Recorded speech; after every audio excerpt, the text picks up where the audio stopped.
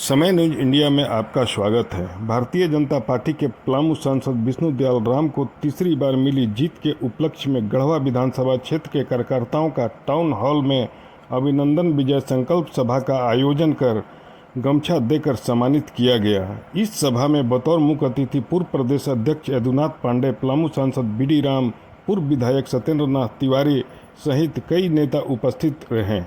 पूर्व विधायक सत्येंद्र नाथ तिवारी ने कहा कि कमल फूल को जिताना है, पर जेएमएम के मंत्री मिथिलेश कुमार ठाकुर के घुसपैठियों को भगाना है।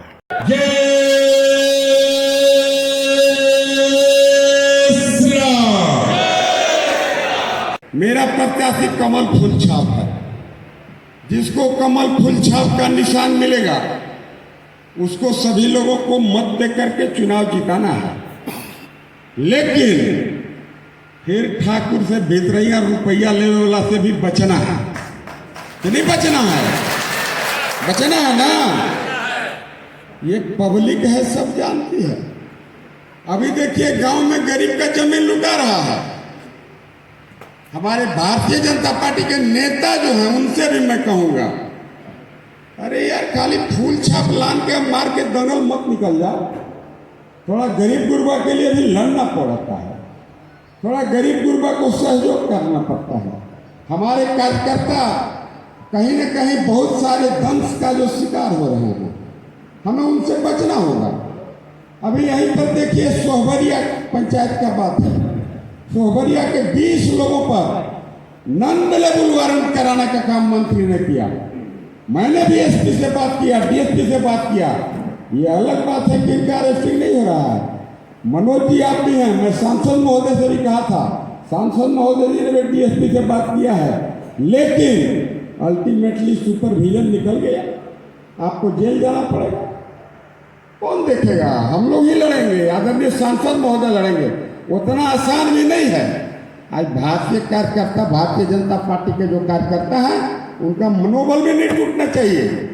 यहीं सोहबरिया में 12 एकड़ जमीन लूट लिया मिथिलेश ठाकुर। हाय करते रहे भारतीय जनता पार्टी के कार्यकर्ता, पर किसी नेता के कान पर जू तक नहीं चला। बस कैसू भैया, हे भगवान, कैसू छाप मिल जाओ। हो सकता है कि लोहर के साथ मिल जाए। अब भगवान की कृपा होगा तो मार के दंगल निकल जाएंगे। अरे वैसे नहीं है भाई। नेता वही होता है जिसमें नेतृत्व की क्षमता होती है, जो आम गरीब गुरबा की लड़ाई लड़ता है। जेल जैसे डराएंगे, जेल जैसे डराएंगे। जेल जाके डर से डराए वाला कभी नेता हो सकता है कि हो जाता है? आज सुभाष चंद्र बोस हुए देश के नेता, बड़े बड़े नेता इस देश में हुए जो शहीद हुए। कैसे हुए? उनके मन में देशवासियों के प्रति पीड़ा था। उनको विधानसभा लोकसभा नहीं जाना था। वो सही में भारत देश कैसे समृद्ध देश बने, उनका ये भाव था।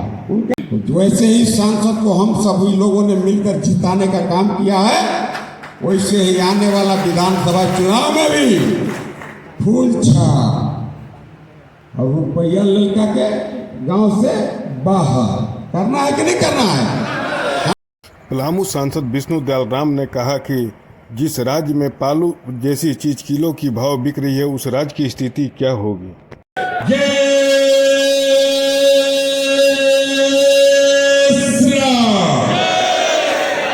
आगे बहुत यदि भारतीय जनता पार्टी की सरकार राज्य में नहीं बनी तो राज्य में पूरी अराजकता का माहौल आ जाएगा। आज ही कोई कम नहीं है।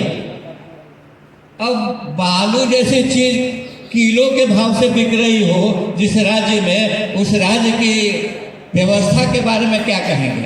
उस राज्य के प्रशासन के बारे में क्या कहेंगे? एक उदाहरण आपको सबको समझने के लिए काफी है। भ्रष्टाचार तो रूबरू आपको सामना करना पड़ता है। हर जगह प्रखंड हो, थाना हो, सचिवालय हो, सब जगह भ्रष्टाचार का आलम है।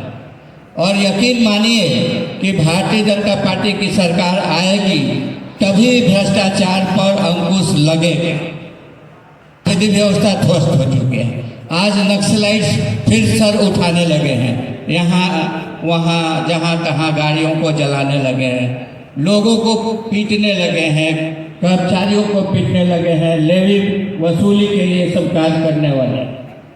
पूर्व प्रदेश अध्यक्ष यदुनाथ पांडे ने जेएमएम को रावणी सेना कहते हुए कार्यकर्ताओं से इसे उखाड़ फेंकने की अपील की।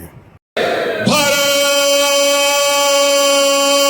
माता की जय।